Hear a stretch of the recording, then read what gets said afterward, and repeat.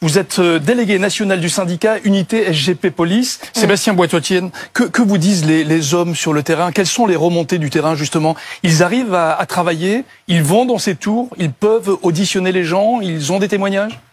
Pour compléter les propos de M. Flech, la difficulté, effectivement, c'est que il y a beaucoup d'individus, d'habitants qui ne souhaitent pas parler avec la police. Parce qu'après, ils peuvent être identifiés comme, si vous me permettez l'expression, balance. Et ça peut créer des tensions au sein de la tour.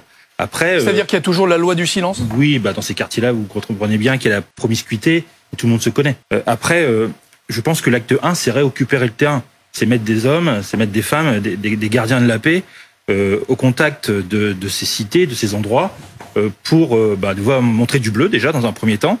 Et puis après, faire le travail du quotidien, démanteler, aller chercher les petits vendeurs, les petits guetteurs, pour après transmettre à nos collègues enquêteurs qui après peut-être, si vous permettez, comment dirais-je, ils vont remonter une filière pour après démanteler des réseaux plus importants. Alors justement, du bleu sur le terrain, il y en a en ce moment. Il y a la CRS 8, il y a le RAID qui va arriver en renfort.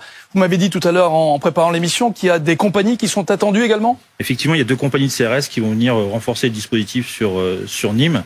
Après, comme votre journaliste le disait, le RAID va venir pour compléter des procédures et terminer des procédures qui sont déjà en cours. Après, la CRS 8, mais bien sûr, elle est intervenue. Mais c'est un travail de longue haleine. Il y a la CRS 8, puis il y a tous les collègues CRS qui, au quotidien, font leur travail. Et il faut continuer, il faut marteler et occuper le terrain. Pardon. On parlait de l'école, mais après, je pense aussi que les parents ont leur part aussi de responsabilité. Et puis l'ensemble des services publics de l'État, les associations aussi, je pense, locales peuvent être aussi associées à la reconquête. Et je pense que c'est un ensemble, c'est vraiment multifactoriel pour essayer de reprendre du terrain et reconquérir ces zones, je ne vais pas dire de non-droit, mais où on est en difficulté. Parce qu'il n'y a pas que Nîmes.